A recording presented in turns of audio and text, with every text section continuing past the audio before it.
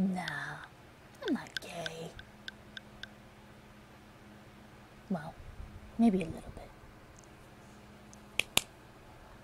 Hey guys, it's Skylar, and I'm going to be answering the next question, or questions, of the 30-day Genderqueer challenge for Tumblr. And I said it correctly, so I'm actually quite proud of myself. I've been getting really good at that, apparently. Right on, self, right on. Alright, so let's just get into it. We left off with question 22. What is your sexual and romantic orientations? Are they affected by your gender? Wow. Grammar. What are? Not what is, what are? What? Multiple means are, not is. You can't do, that's not a okay, so I'm an English nerd. Sorry. Aside from that, my sexual orientation would be lesbian. I'm a homosexual.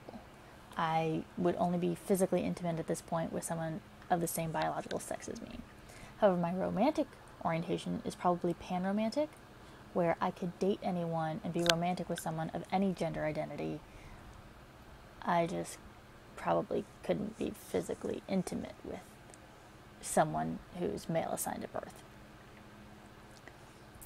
I mean, I probably could, theoretically, but it would take a lot because it's just gross. I'm sorry. They're not really affected by my gender,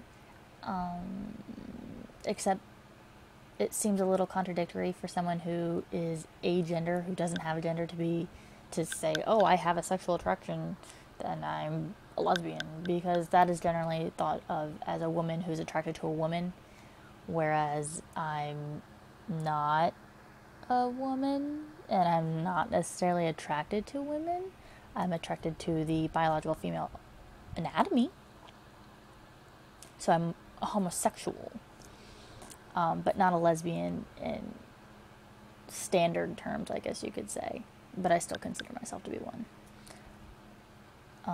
23. Do you feel comfortable answering questions about your gender to your friends, acquaintances, strangers? Yes, all the time. I love answering questions about my gender identity because it gives me a chance to educate people about gender and gender expression, gender identities, and stuff like that, when there really isn't a lot of education out there unless you go looking for it.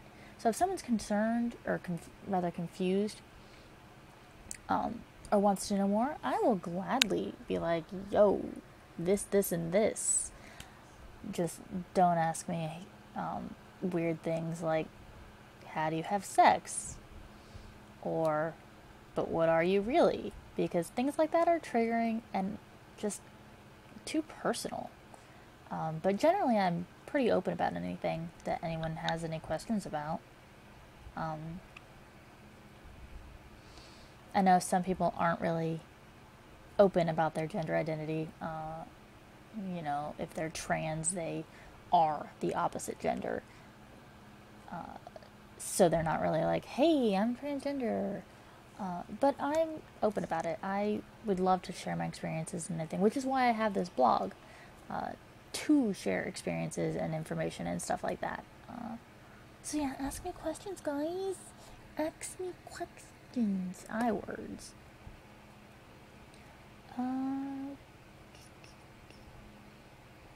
24. How has your relationship with the cisgender people in your life changed? It hasn't, really. The people who know, like some of my family and my friends and stuff, well, most of my friends are not cisgender, so that eliminates that. But my family who does know, so basically my mom and my cousin,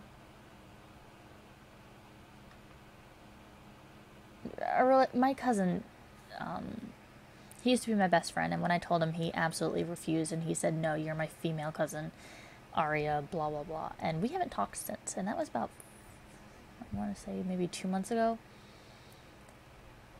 Yeah.